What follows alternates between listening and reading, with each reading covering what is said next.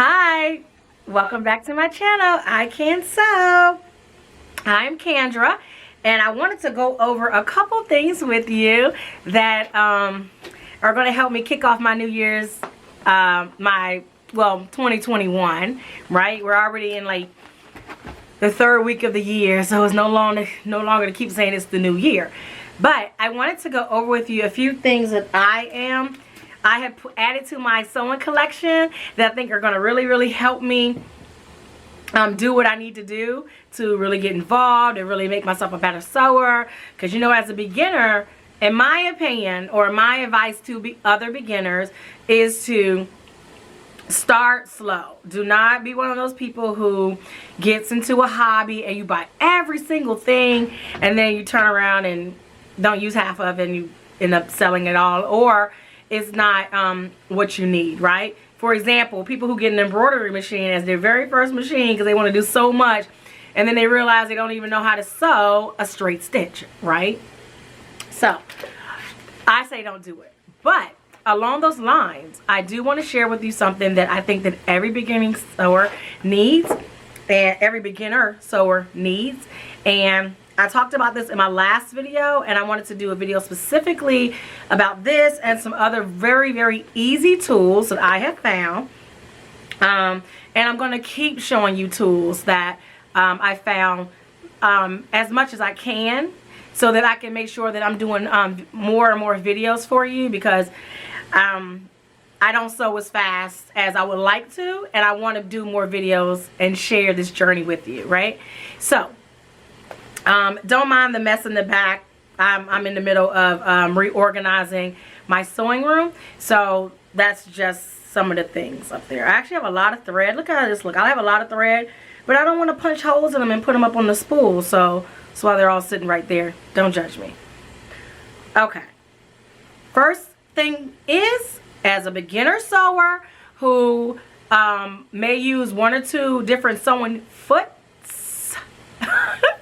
feet, but it's, you know, a foot, I recommend that you get the Madam Sew sewing kit, which is a foot kit. It's right here. And again, I've shown you this on the last video, right? It comes with, this one has 32 pieces to it, and it comes with a booklet that describes every one of the foot that you want to use and what you can use it for, as well as a CD-ROM for those of you who still have the capability of playing a CD. So, and then we have each one of the feet here. Look how many come in here. And I've already used like 2 of them. I technically use 3 types if you include some of them that are in here that are also in other that came with the machine. So, you know, if you want to say that, because like number 18 is the invisible sewing foot. I mean, I already had this, right? But it's in here, so I'm counting it. This one here, which is 23, this is the donning one for those who want to do free style sewing. That came with my machine, and my machine, you all, is a very basic machine that is a brother's, and I bought it for like 70 bucks a couple years ago. So trust me, it is not fancy, okay?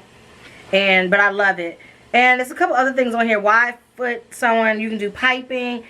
This quilting foot came with it. I haven't used it, but it came with my regular machine. So some of these are repeat items, but it's never bad to have more than one, because if you get more than one machine and it doesn't have it in there, then there you go, right? So I do recommend that you get this. I think it has a walker foot too, which, you know, is always really good to have a walker foot.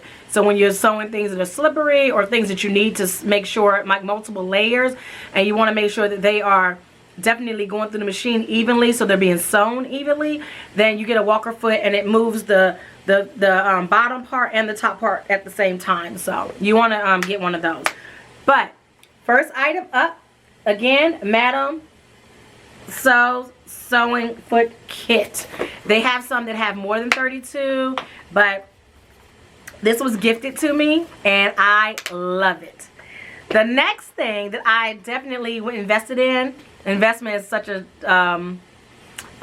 overstatement because I only paid like $6 for it, but it is right here, the Dritz Easy Hem. Now I like this because it has the hem and feet, different, it's metal first of all, so you could just turn up your garment to whatever height you need, and it has 1/2 inch, 1/4 inch, 5/8 inch, and like it, you can see it. It just has everything. Let me put it this way. There's on the back side, it has more measurements, and you can iron it. So you can turn things up the amount that you're supposed to turn it up, and then iron right on it. So be careful because it gets hot. It's metal. But this was very, very easy. I like it. And again, I only paid like $6 or $7 for it from Amazon. So make sure you get that. The other thing that I got, which I was dying to get this, and for a couple years now, is the bias tape maker.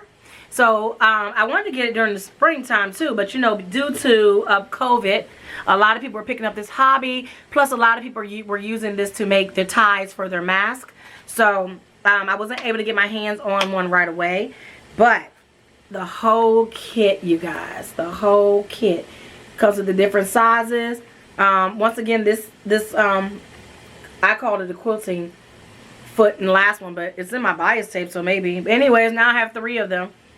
So you could do different sets. It comes with pins. It comes with clips here. And it comes with this poker thing here, which I've seen people use this for multiple things. They've used this to mark holes and stuff in their pattern pieces. And but this here is to help you to kind of pull the bias tape through. So there are also multiple videos on how to use this, the instructions. It comes with instructions.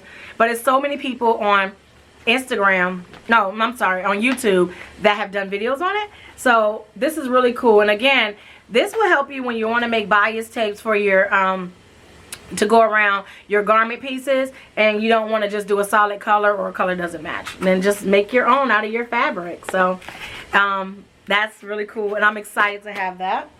Let's see what else I bought. Oh, I haven't opened this yet, but it is a flexible ruler. And this, I got this for so many different reasons. So I want to learn how to sew pants, and so with this flexible ruler, I can start like hold it in the front and the back, and then kind of figure out my own personal art, my crotch curve. So that's why I got this here. But again, I haven't opened it yet. It's only 24 inches. I think I'm going to end up having to get the 34-inch one.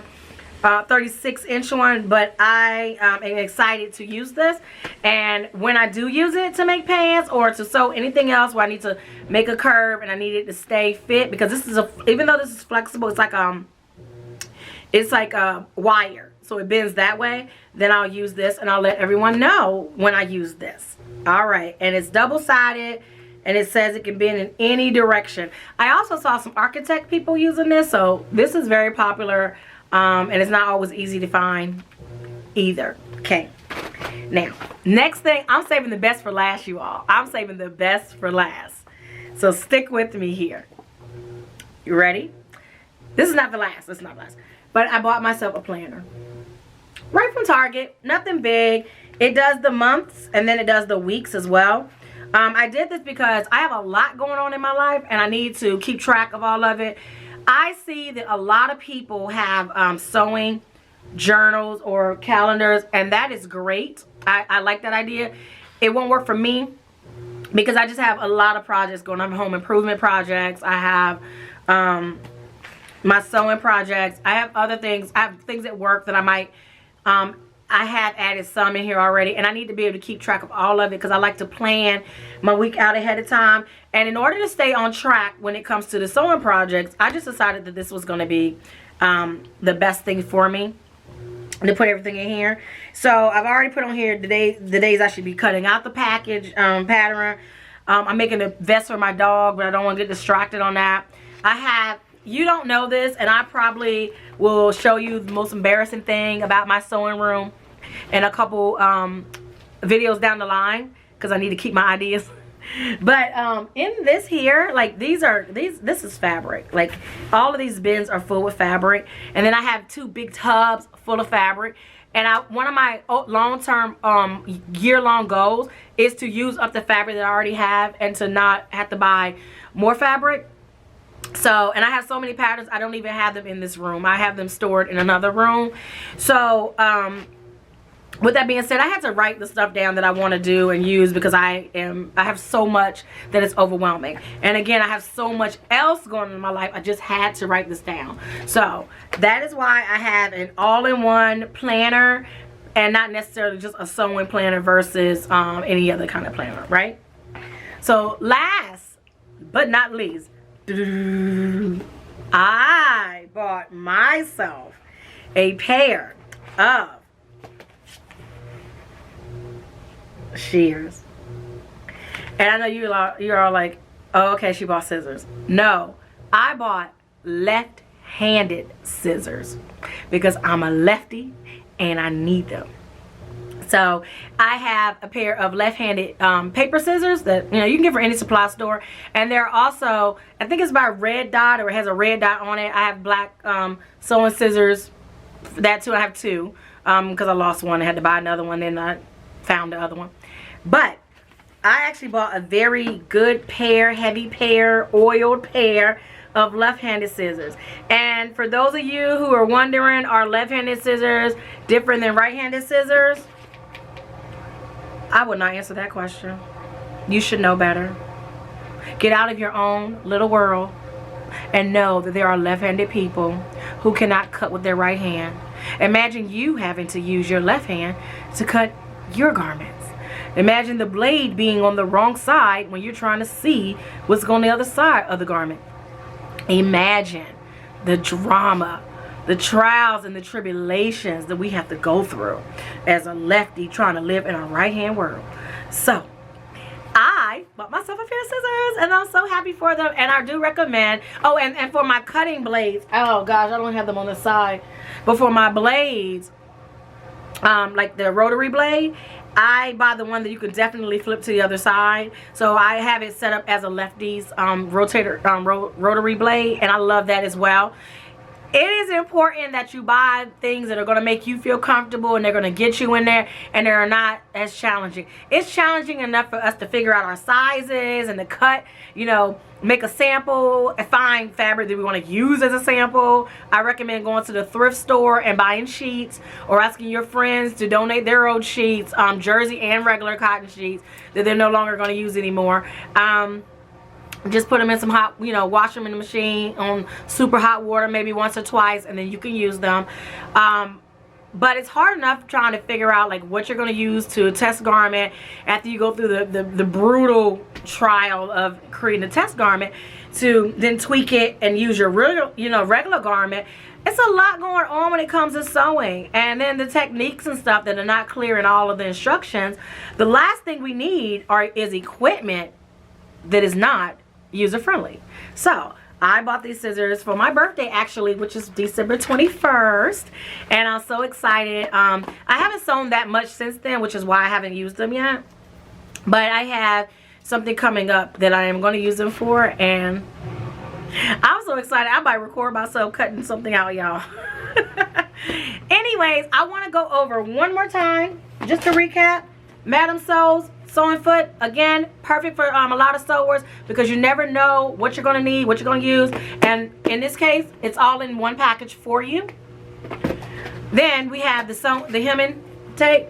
This is very helpful when you're going to sew something and you know exactly the width that it needs to be, and it's even all the way around. Iron it up, keep it moving. I use it with cotton. I just iron it, cotton creases. I've used it with material that doesn't really crease, but once I fold it over, I can just clip it or pin it. So you can use this in so many ways, and it's very, very helpful. You can also use it just as a regular measuring tape. The bias maker, you guys, I'm ready to make something with bias tape and have it all be the same color, and not just outline in a different color, because that's the color I could find. My tape here, which is going to help me out a lot when it comes to marking anything where I needed to stay still and keep the measurement, but more so making pants. My planner, please get yourself a planner or you'll forget things, you'll get off track.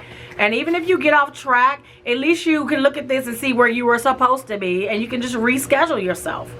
And last but not least, what I've gone on and on about, left-handed scissors, left-handed scissors, left-handed scissors, left-handed scissors, left-handed scissors, left-handed scissors, left-handed scissors.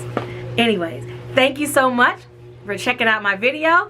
My next video, I will be showing you the Appleton dress, where I am so far on that dress. I did a video about that a couple weeks ago, so I'm going to show you where I am on that, and let's see how it goes. Have a great day, and thank you again for visiting with me and checking out my video. I am, okay, here's the boy, I am Kendra with I Can Sew, and here is the baby who needs a haircut, Mr. Jameson. Have a great one.